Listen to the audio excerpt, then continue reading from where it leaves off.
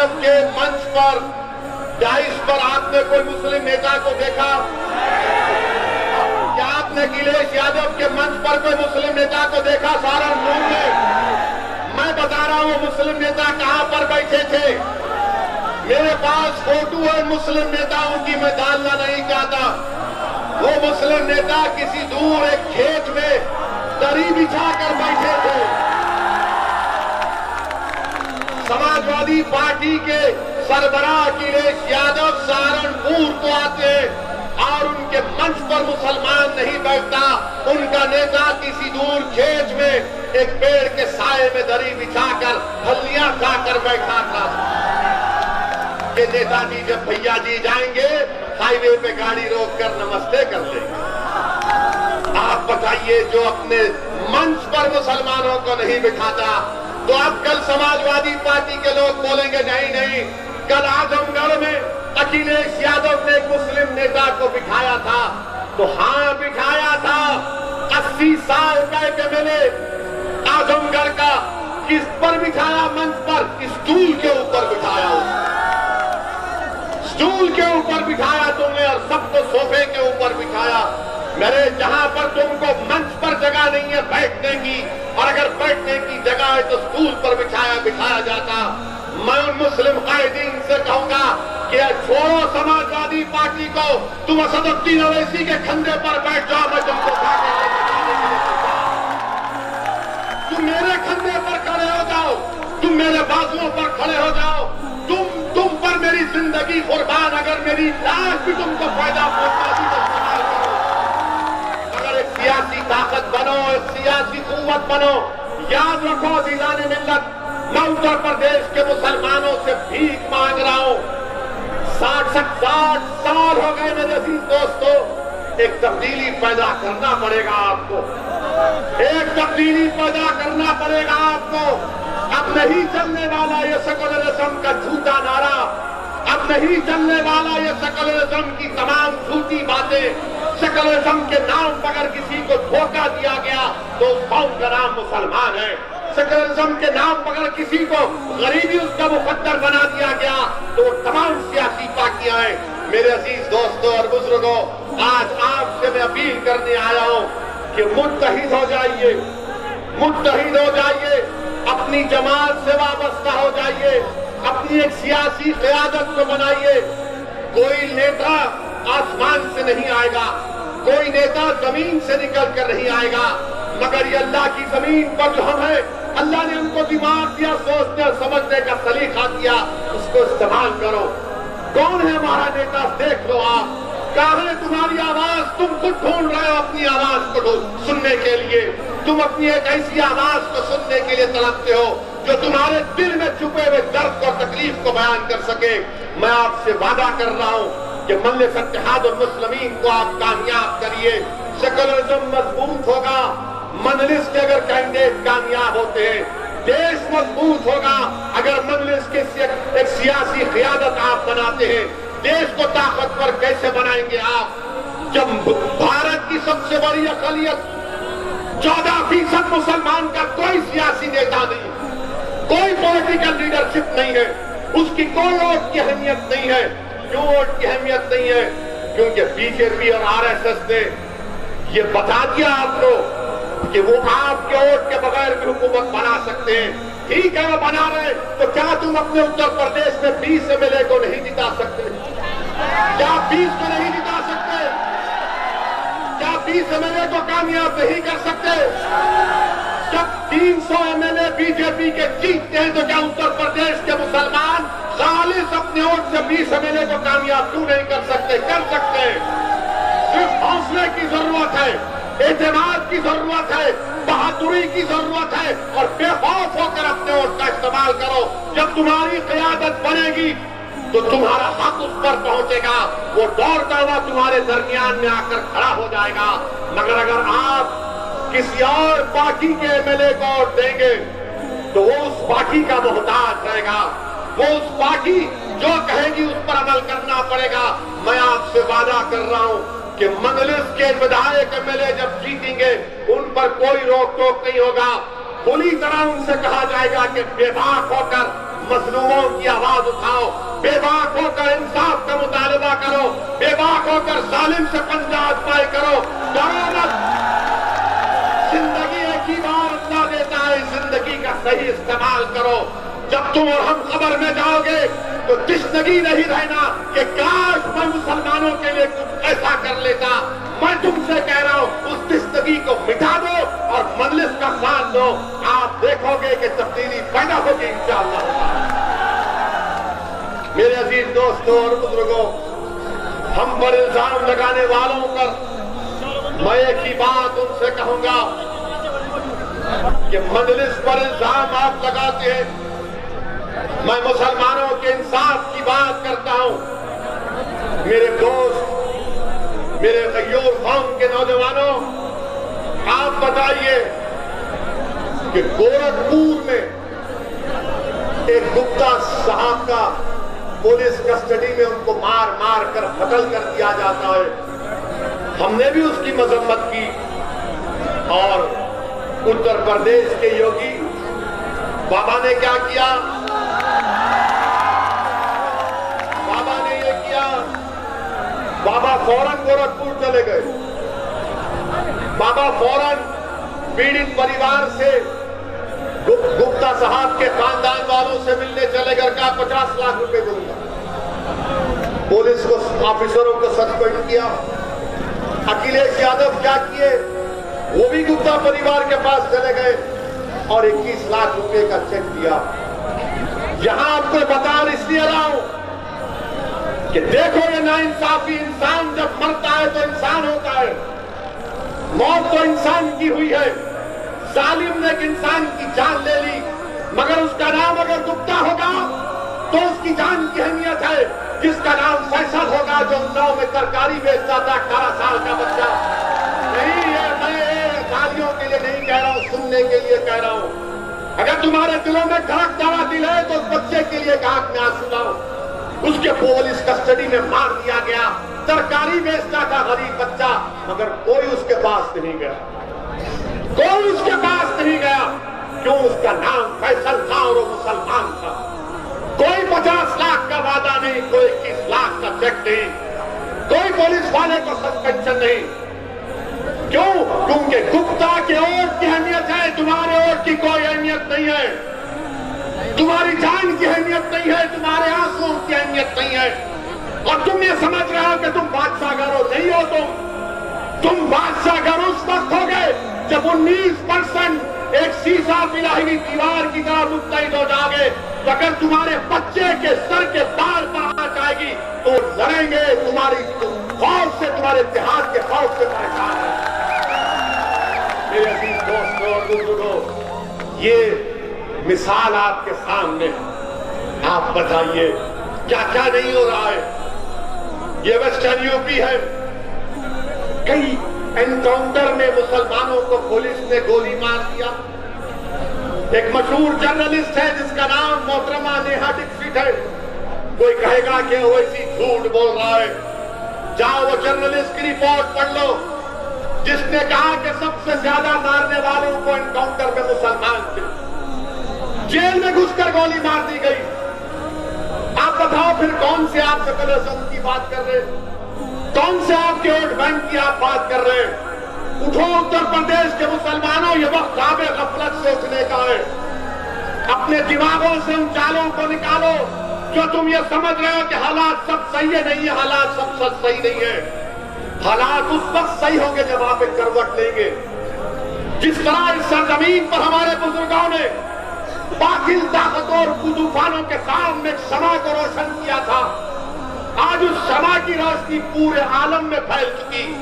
क्या तुम एक सियासी शमा को नहीं रोशन करोगे अपने इतिहास की ताकत पर? क्या तुम एक शमा को नहीं रोशन करोगे ताकि तुम्हारे आने वाले नस्लों का मुस्तकबिल अच्छा हो सके? मैं तुमसे सिर्फ यही बोलने आया हूं, यही कहने आया हूं। अगर किसी को मेरी बात खराब लगती है तो मैं कुछ नहीं कर सकता, मैं ऐसा ही हूं। मेरी जबान ऐसी है, मगर सच्चाई का बयान कर रहा हूं। मेरे अजीज दोस्तों और बुजुर्गों, कौम और मिल्लत के जिम्मेदारों, मुअज़्ज़िज़ उलमाए किराम, असदुद्दीन अवैसी सिर्फ यही आपसे गुजारिश करने आया है कि मैं यहां पर अपने लिए नहीं आया हूं, उतनी दूर से नहीं आया हूं। हम पर इल्जाम लगाए जाते, मुझे उसकी कोई परवाह नहीं। इल्जाम लगते रहेंगे, इसकी मुझे कोई परवाह नहीं है। तारीख गवाह है, अगर कोई सीरतुन नबी की किताब को पढ़ेगा तो इल्जामात भी है, इल्जामात भी है। मक्के की सरजमीन पर जिसमें मुबारक पर ऊंट की उजड़ी भी डाली गई, ताइफ का सफर भी है, औद का मैदान भी है, और उसके बाद फतेह मक्का भी है, और होगा इंशाअल्लाह हो जाएगा। मेरे अजीज दोस्तों और बुजुर्गों, अपने हिम्मत और हौसले को बुलंद रखिए, अपने हिम्मत और हौसले को बुलंद रखिए, और अपने इन दो बाजुओं पर भरोसा रखिए, और अपने कुव्वत पर, अपने फैसलों पर पूरा एतमाद। जब आप अपने फैसलों पर पूरा एतमाद करके फैसला लेंगे, यकीनन तब्दीली पैदा होगी। अगर आप डर डर कर जिंदगी गुजारेंगे तो कहां फैसला ले सकते। यही सहारनपुर में किनकी गांव में मौला महमूद मदनी साहब ने एक यूथ क्लब बनाने का प्रोग्राम बनाया, और भारत स्काउट्स एंड गाइड्स का नौजवानों के लिए वहां का बीजेपी का एमएलए काम को रुकवा देता है। कोई मदरसा नहीं बन रहा था, कोई मस्जिद नहीं बन रही थी, और ये काम हो रहा था तो काम को रुका दिया। आप बताइए फिर क्या है, कौन सी दुनिया में हम रह रहे हैं। उठिए, एक तब्दीली पैदा करिए। और फिर मेरे अजीज दोस्तों और बुजुर्गों, समाजवादी पार्टी को आपने 14 में वोट दिया, बीजेपी को शिकस्त नहीं दे सके। 17 में वोट दिया, बीजेपी को रोक नहीं सके। 19 में वोट दिया, आपने रोक नहीं सके। अब आप बताइए, क्या ये हमारी जिम्मेदारी, क्या ये हमारी जिम्मेदारी है? क्या इतने बड़ी तादाद में 300 बीजेपी के एमपी जीत रहे हैं? मैं जिम्मेदारी के साथ कह रहा हूं कि भारत के मुसलमानों ने सिर्फ 6% मुसलमानों ने 14 में और 19 में बीजेपी को वोट दिया, और 94% ने बीजेपी के खिलाफ वोट दिया। तो भारत के मुसलमानों को समझना पड़ेगा कि अपने वोट की अहमियत को समझो, अपने वोट की अहमियत को समझो। अगर तुम अपना वोट अपनी पार्टी के लिए इस्तेमाल करोगे, अगर तुम अपना वोट अपनी पार्टी के लिए इस्तेमाल करोगे, तो ये तमाम नाम निहाद सेकुलर पार्टी जो मुसलमानों को अपना गुलाम और कैदी समझते हैं, इनके दिमाग जो आसमानों पर है, जमीन पर आकर तुम्हारे पैर पर गिरकर भीख मांगेंगे। अगर ये जानते हैं, ये तमाम कांग्रेस, ये समाजवादी क्या कहते हैं, कहां जाएगा मुसलमान, कहां जाएगा मुसलमान। तंज के तौर पर कहते थे मुझे, जब मैं पहली मरतबा एमपी बनकर गया 2004 में, ये तमाम पार्टी के लोग कहते थे, जब मैंने महाराष्ट्र से अपने सियासी सफर का आगाज किया, नांदेड़ की सरजमीन पर कामयाबी मिली, तो ये तंज करते थे, ओवैसी मुसलमान के पास कोई विकल्प नहीं है सिवाय हमारे, और तुम नहीं जानते मुसलमान सिर्फ हमको ही वोट देता है। अगर मुसलमान को बीजेपी को रोकना है तो हमको वोट देगा, वो हमको छोड़कर नहीं जाएगा। किसी ने कहा कि असदुद्दीन ओवैसी, हमने मुसलमानों के दिमागों पर कब्जा करके रख लिया। किसी ने कहा कि हमने मुसलमानों के दिलों में खौफ को पैदा कर दिया। किसी ने कहा कि हमने मुसलमानों को एक जिंदा लाश बनाकर रख दिया कि वो अपने हक के लिए फैसला नहीं लेगा जब तक कि हमसे ना पूछ ले, क्योंकि हम उसके सियासी आका हैं। मैं आज से कहने वाला हूं कि हमारा कोई सियासी आका नहीं है, हमारा कोई हकीकी में आका है तो मोहम्मद सल्लल्लाहु अलैहि वसल्लम। अगर हम किसी के गुलाम हैं तो नबी पाक सल्लल्लाहु अलैहि वसल्लम के गुलाम हैं। अगर हम किसी के आस्ते दिल में मोहब्बत रखना है तो रहमतुल आलमीन के लिए मोहब्बत रखना है। किसी से डरना है तो रब्बे कायनात से डरना है। इन दो टाइम के जानवरों से, इन इख्तिदार की कुर्सियों पर बैठने वालों से नहीं डरना है उनको। जमहूरियत है। जमहूरियत आपको हक देती है कि अपने वोट का इस्तेमाल करें। वोट आपका है, एक अमानत है वोट। ये मैंने जिम्मेदारों की जबान से सुना। इस अमानत को आप कैसे इस्तेमाल करेंगे? इस अमानत को आप जालिमों को जुल्म करने के लिए देंगे? इस अमानत को आप उन लोगों के हवाले करेंगे जो आप हमारे बच्चों को स्कूल से महरूम रखती है?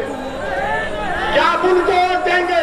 ये अमानत है। और याद रखो मेरी इस बात को, जब पार्लियामेंट में ट्रिपल तलाक का मसला पैदा हुआ,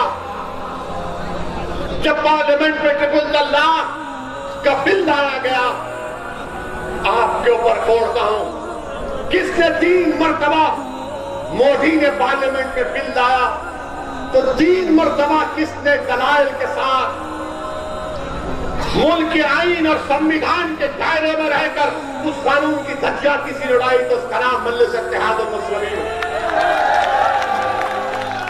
बल्कि ये जिस सरजमीन से आज असदुद्दीन ओवैसी को बोलने का मौका मिल रहा है, ये उलमाओं की सरजमीन। यही यहां से कांग्रेस के मरहूम एमपी साहब थे, अल्लाह उनको जन्नत फिरदौस में मुकाम अता करे। जब मैंने जाकर उनसे पूछा कि मौलाना आप तो एमपी भी हैं और आलिम दीन भी हैं, आपने क्यों नहीं बोला कि कुल तल्लाक? मेरे आंख में आंसू थे कि मौलाना आपने क्यों नहीं बोला? आप तो आलिम दीन है, क़ाल अल्लाह क़ाल रसूल अल्लाह आपके सीने में। तो मौलाना ने मेरा हाथ पकड़ कर कहा कि क्या कहूं, मेरी पार्टी के लोगों ने मुझे रोक दिया बोलने के लिए। आप बताओ फिर कौन बोलेगा? आप कहेंगे नहीं ये दीवाना है, ऐसे कहेगा नहीं। मैं यहां पर इसलिए आया हूं कि मुझसे बेहतर हजारों की तादाद में बोलने वाले पैदा हो जाएं, जो पार्लियामेंट उत्तर प्रदेश के असेंबली में जाकर उत्तर प्रदेश के दौर दीवार को हिला के रखे आपके साथ। मेरे अजीज दोस्तों और बुजुर्गों, ट्रिपल तलाक का कानून ये बना तो दिए, मोदी बना तो दिए, मगर क्या हासिल हुआ? क्या हासिल हुआ? मैंने उस वक्त भी कहा था, देश में अगर कानून बनाना है महिलाओं के लिए, खवातीन के लिए, वो कानून बनाइए जो शख्स शादी तो करता है मगर बीवी उसके घर में नहीं रहे। जो शख्स शादी तो करता है मगर बीवी को भगा देता है। मैंने पार्लियामेंट में उठकर कहा था कि तुम आज ये जो गलत काला कानून बना रहे हो, जो हमारी शरीयत में मदाखलत कर रहे हो, देखना मुल्क में लोग अपनी बीवियों को, अपनी पत्नियों को घरों से बाहर कर निकाल देंगे, उनका हक नहीं देंगे। तो तमाम लोगों ने मुझ पर हंसा, वही दुनिया देख रही। शादीशुदा है मगर बीवी घर में नहीं है। आपको मालूम भारत में ऐसे 32 लाख महिलाएं जो शादीशुदा है मगर अपने पति परमेश्वर के साथ नहीं। बताओ बीजेपी वालों, ये सच है या झूठ है? बताओ। हम पर इल्जाम लगाने वालों, सुन लो, एक और भड़काऊ भाषण हो रहा है। बताओ बीजेपी वालों, क्या ये बात सच नहीं है कि पति के साथ पत्नी नहीं है? क्यों नहीं है? आपको चाय बनाने की जरूरत नहीं पड़ती, कम से कम वो चाय बना।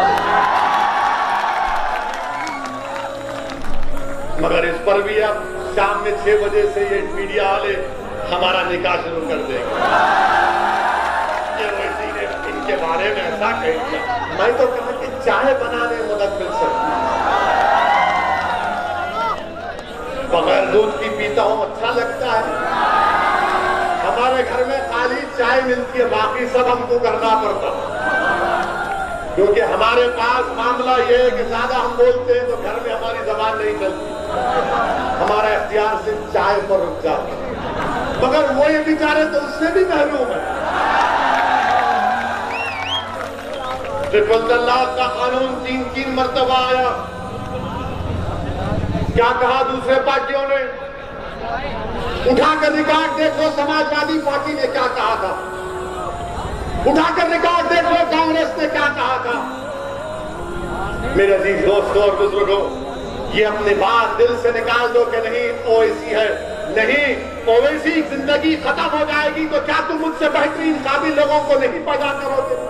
ये आपका काम है और इंशाअल्लाह अल्लाह पैदा करेगा। आप नहीं करेंगे तो अल्लाह पैदा करेगा, मुझे यकीन अल्लाह की जात पर इंशाअल्लाह।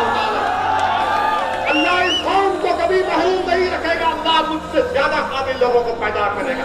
हमको अल्लाह की जरूरत है, अल्लाह को हमारी जरूरत नहीं है।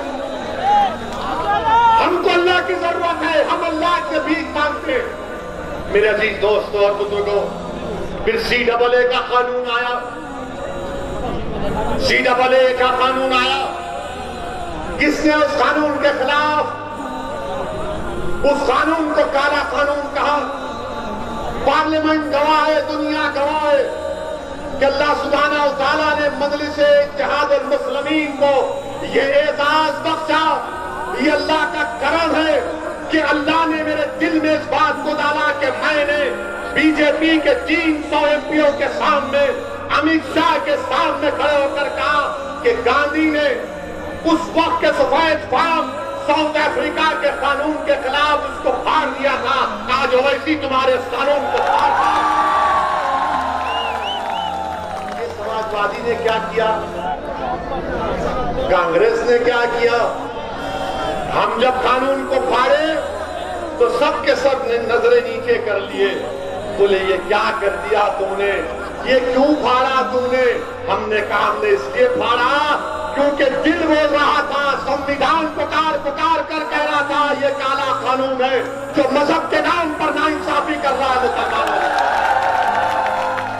आप कुछ नहीं बोले, मगर वोट का वक्त इलेक्शन आएगा तो बोलेंगे वोट हमको दे दो। आप कहेंगे कि अखिलेश ओवैसी तो कानून को फाड़ा, तो अखिलेश बोलेंगे वो हो गया मगर नेता हम हैं तुम्हारे, तुम्हारा काम हमको वोट देना है। आप पूछेंगे अखिलेश, समाजवादी, कांग्रेस, BSP जब ट्रिपल तलाक का कानून आया तो बोलेंगे हाँ वो मुसलमान है, वही तो बोल सकता, हम काहे बोले? मगर जब हमारा वोट आएगा तो हमको लेंगे ना वोट हमसे, उस वक्त कुछ नहीं कहेंगे। और फिर ये समाजवादी पार्टी, मैं पूछना चाह रहा हूं अखिलेश यादव से, जब CAA का कानून पार्लियामेंट में आया तो क्या शिवसेना ने नरेंद्र मोदी हुकूमत का साथ नहीं दिया CAA कानून में? और यही समाजवादी पार्टी महाराष्ट्र में अखिलेश यादव, उद्धव ठाकरे की हुकूमत का साथ दे रहे हैं। बताओ समाजवादी पार्टी में बैठने वालों, क्या मैं सच कह रहा हूं या झूठ कह रहा हूं? क्या महाराष्ट्र में शिवसेना, उद्धव ठाकरे की हुकूमत को तुम्हारी पार्टी ने साथ नहीं दिया? CAA के कानून में जो भारत के मुसलमानों को स्टेटलेस बनाना चाहते थे, आपने उनकी तायीद की। मेरे अजीज दोस्तों और बुजुर्गों, ये अमित शाह का लाया हुआ काला कानून, ये मोदी की हुकूमत का लाया हुआ काला कानून, मैं सलाम करता हूं भारत के मुसलमानों को, मैं सलाम करता हूं उत्तर प्रदेश, सहारनपुर और तमाम भारत के इलाकों के मुसलमानों को, और खास तौर से हमारी बहादुर माओं और बहनों को जिन्होंने CAA कानून के खिलाफ एहतजाज किया, रोड पर निकल कर आ गए, शाहीन बाग बनाया। मैं सलाम करता हूं आपको। और योगी, अमित शाह और मोदी को कह रहा हूं, दोबारा NPR NRC की बात होगी तो फिर हम निकल कर आएंगे इंशाअल्लाह। अगर ये लोग क्या कर रहे हैं देखिए आप। अमित शाह उत्तराखंड में कल तकरीर किए, देश का होम मिनिस्टर है, वजीर दाखिला है, उत्तराखंड में जाकर अमित शाह अनार शनार तकते और कहते हैं ये मुसलमान रोड पर जुम्मे की नमाज पढ़ते हैं, रोड पर पढ़ते हैं और ट्रैफिक को रोक देते हैं। अमित शाह साहब, अगर हम जबान खोलेंगे ना तो बहुत सी बातें बता सकते हैं आपको, रोड पर क्या क्या होता है, रोड पर क्या क्या होता है बता सकते, मगर आपको तकलीफ क्यों? अगर नमाज 10 मिनट के लिए पढ़ी जा रही है तो आपके पेट में दर्द क्यों हो रहा है? और अगर भारत में जुमे के दिन अगर किसी मुसलमान को नुकसान होगा अमित शाह, तो आप जिम्मेदार होंगे, क्योंकि आपने तकरीर करके अपने उन गुलामों को हुक्म दिया है कि जुमे की नमाज में मुसलमान ऐसा करता है। आपकी जिम्मेदारी होगी अगर जुमे के दिन किसी मुसलमान का बात करना चाहिए। इस तरह का बयान एक होम मिनिस्टर देता है। एक फकीर उत्तराखंड के इलेक्शन को जीतने के लिए इतनी नफरत क्यों रखते हैं मुसलमानों से बीजेपी वालों? आप तो संविधान पर वोट दिए ना, आप तो संविधान पर हल्फ लिए जिसको बाबा साहेब अम्बेडकर ने बनाया, और उस संविधान में सबको बराबरी का मौका दिया गया। Right to equality fundamental right है, मगर अमित शाह नफरत की बात कर रहे हैं। मेरे अजीज दोस्तों और बुजुर्गों, यही अमित शाह और योगी मोदी की हुकूमत ने यूएपीए का कानून लाए। क्या इस कानून में समाजवादी ने वोट नहीं दिया? क्या कांग्रेस ने साथ नहीं दिया? मैं खड़ा हुआ, इम्तियाज जलील खड़े हुए, हमने इस कानून के खिलाफ वोट दिया। कांग्रेसियों से कहा कि शर्म करो, तुम डूब मरो। मैंने पार्लियामेंट में कहा, कांग्रेसियों की तरफ हाथ बताकर कहा कि मेरी अल्लाह से दुआ है कि तुम्हारे बड़े बड़े कायदीन जेल को जाएं और 5-5 साल जेल में सड़े, तब तुमको मालूम होगा मुसलमान की तकलीफ क्या हो। यूएपीए का कानून कांग्रेस ने तायीद कर दी। समाजवादी पार्टी क्या मौका है आपका बताओ मेरे अजीज दोस्तों और बुजुर्गों। और फिर मोदी हुकूमत अब एनपीआर एनआरसी की तैयारी कर रही है। ये जो कानून है पैदाइश का और मौत का, उसमें तब्दीली ला रही है। 1969 का जो कानून है registration of birth and death का, मोदी एनपीआर एनआरसी इस तरीके से लाना चाह रहे हैं कि ये जो अगर कोई पैदा होता है या किसी की मौत होती है, वो रियासत की हुकूमत की जिम्मेदारी है उसका रजिस्ट्रेशन करना। संविधान में कंकरेंट लिस्ट में आता है, मगर मोदी हुकूमत एनपीआर एनआरसी को लाने के लिए वो कानून में तरमीम करके कह रही है कि इलेक्टोरल रोल होगा, राशन कार्ड, पासपोर्ट, ये तमाम मरकजी हुकूमत अपने इख्तियारात में लेना चाह रही है, जो आर्टिकल 324 के खिलाफ है। एनपीआर के जो रूल्स हैं वो अनकॉन्स्टिट्यूशनल है। मगर मेरे अजीज दोस्तों, ये सुप्रीम कोर्ट के पुट्टुस्वामी जजमेंट के भी खिलाफ है। आप मेरी पैदाइश और मेरी मौत को मेरे आधार कार्ड से नहीं जोड़ सकते, आप मेरे वोटर कार्ड से इलेक्टोरल कार्ड से नहीं जोड़ सकते। ये साजिश मंसूबाबंद तरीके से मोदी कर रहे हैं। और आप आधार कार्ड, लोग कहेंगे कि सऊदी ओवैसी तुम डरा रहे हो। डरा नहीं रहा हूं, सच्चाई का बयान कर रहा हूं। इसकी मिसाल दे रहा हूं।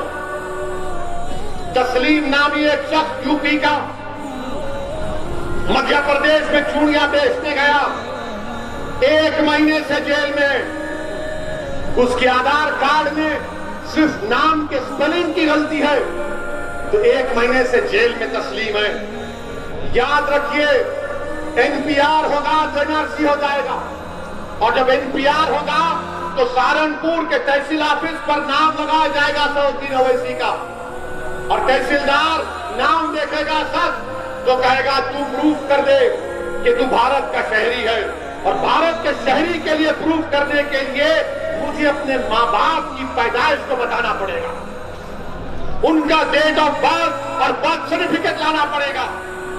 अगर मैं वो कर भी देता हूं, उसके बाद तहसीलदार एक और लिस्ट लगाएगा, तो ये पूरे संघ परिवार के लोग जाकर कहेंगे नहीं, हमको फिर ऑब्जेक्शन है सबके नाम पर, फिर हमसे पूछताछ शुरू हो जाएगी। याद रखिए, मैं आपको मुतनब्बे कर रहा हूं, इसको रोकना है। और कोई पार्टी इसकी बात नहीं कर रही है, ना कांग्रेस, ना समाजवादी, ना बीएसपी, ना आरएलडी, क्योंकि हम जानते हैं ना कि अगर किसी के घर के सामने आकर कोई नारा लगाता था कि मुसलमान कब्रिस्तान या पाकिस्तान, तो मेरा घर था, तुम्हारा घर नहीं था। मेरे घर के सामने आकर नारे लगाए जाते, मुझे आज भी गालियां दी जाती। क्रिकेट मैच हारते तो एक मुसलमान को पर इल्जाम लगा दिया जाता।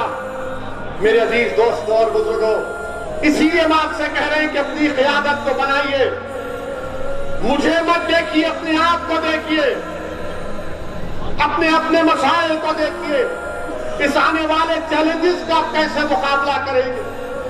मेरे अजीज दोस्तों और बुजुर्गों, और यहां पर उत्तर प्रदेश में बाबा की हुकूमत है। कोई काम आप बाबा से जाकर बोलो, अरे बाबा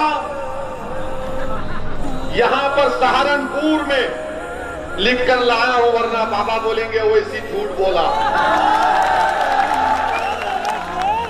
बाबा ने क्या कहा, किसी एक टीवी चैनल पर हम थे, तो टीवी चैनल के एंकर ने हमसे पूछा कि योगी जी ने कहा कि ओवैसी अगर सिखों की भी बात कर देते और दूसरे समुदाय की बात करते तो देश के नेता बन जाते। हमने कहा हमको बाबा से सर्टिफिकेट की जरूरत नहीं है, बाबा किसी और के लिए दुकान खोलकर बैठे। बाबा से हम ये पूछना चाह रहे हैं, बाबा वो जो लखीमपुर में जो 4 लोग जिसकी गाड़ी उनको मारी थी, उसमें 2 सिख हमारे भाई थे, आप क्यों नहीं गए बाबा उन सिखों के घर पे? आपको जाना चाहिए था ना बाबा। बाबा आपको सिखों से मोहब्बत नहीं है? तुम हमसे पूछ रहे हो? बाबा हमको सिखों से इतनी मोहब्बत है कि आपने सहारनपुर में जब गुरुद्वारा और मस्जिद का मसला पैदा हुआ था ना, तो आपने कहा ठीक है बनाओ, हमको जमीन की जरूरत नहीं है, और एक जगह बनाएंगे। सिखों के लिए मदद की ना हमने। बाबा ने क्या किया? बाबा ने कहा नाम बदल दो, ज्यादा बोले तो वोट दो। बाबा को कुछ समझ में आता ही नहीं है, बाबा खाली नाम बदल लेते हैं। बाबा सुबह उठते बोले नाम कितने बदले गए, उनको उतरी फिक्र। अच्छा बाबा ये बताओ, सहारनपुर में और जौनपुर में मुसलमान 10% है, सहारनपुर में 40% के ऊपर है ना? अब आप ये बताइए, सहारनपुर में खाली प्राइमरी हेल्थ केयर सेंटर 60 क्यों है और जौनपुर में 85 क्यों है? क्यों है बाबा, ये क्यों है? और कम्युनिटी हेल्थ सेंटर जौनपुर में 22 और सहारनपुर में सिर्फ 14। बाबा आपको सहारनपुर से इतनी नफरत क्यों है बाबा? मेरे अजीज दोस्तों और बुजुर्गों, ये बात हम जब करते हैं तो इनको तकलीफ हो जाती, फिर हमसे बोलते नहीं हो मोदी जी तो सबका साथ सबका विश्वास क्या बोलते हैं। हम इनसे आपको बता रहा हूं, उत्तर प्रदेश में प्रधानमंत्री आवास योजना ने घर बनाने की स्कीम ग्रामीण में 3 साल में करीब, अगर मैं गलत ना कहूं, मेरा आज की एक एप्लीकेशन है, जितने भी घर मंजूर हुए, मैं बाबा से मोदी से पूछ रहा हूं, मुझे 20 घर दिखाओ जो तुमने मुसलमानों को दिए, 20 घर दिखाओ जो तुमने मुसलमानों को दिए। मंजूर तो कर दिए मगर घर किसी को नहीं मिला। मोदी जी ने क्या कहा था लखनऊ को आकर कि 18 लाख दिए जलाओ। मोदी जी हमारे घर में भी तो हमको रोशनी चाहिए ना। जो आप अंधेरा पूरे मुल्क में कर रहे हैं हिंदुत्व की आइडियोलॉजी के नाम पर, कौन सी स्कीम में आपने दिया मुसलमानों को बताओ? हम कह रहे पार्लियामेंट में स्कॉलरशिप डिमांड ड्रिवन करो, उस पर कोई बात नहीं होती। मेरे अजीज दोस्तों और बुजुर्गों, एक लंबी फहरिस्त है नाइंसाफियों की। मेरी आपसे सिर्फ यही गुजारिश है कि मुत्तहिद रहिए, अपनी जमात से वाबस्ता रहिए और अपने हौसलों को बुलंद रखिए।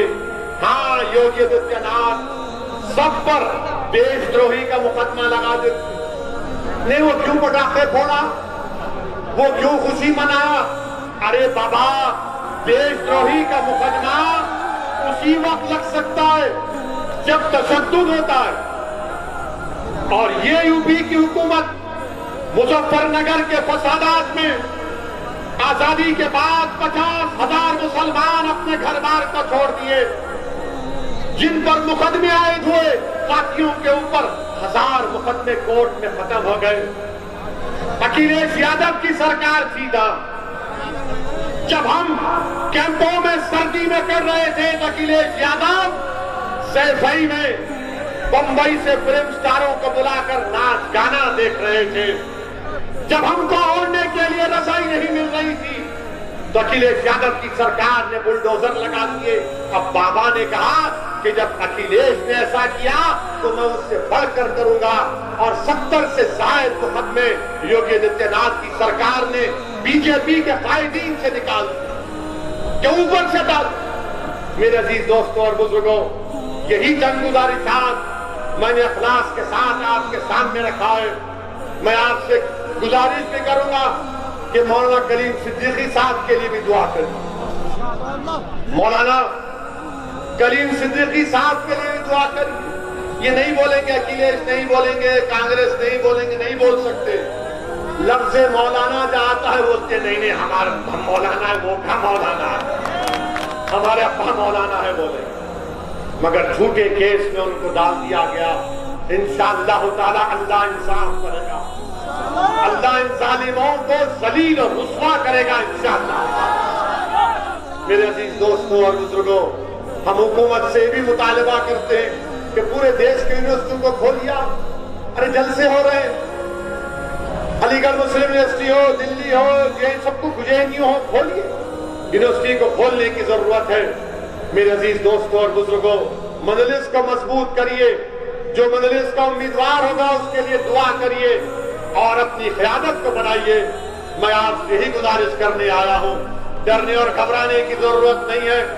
जो मुसलमान आज कमजोर है इंशाअल्लाह ताला अल्लाह कल उनको इज्जत से नवाजेगा, उनको अल्लाह ताकत देगा, इस माशरे में अल्लाह उनको मुकाम देगा और हम अपने अज़मत रफ्ता को बहाल करके रहेंगे इंशाअल्लाह। तो मेरे साथ नारा लगाइए, नारा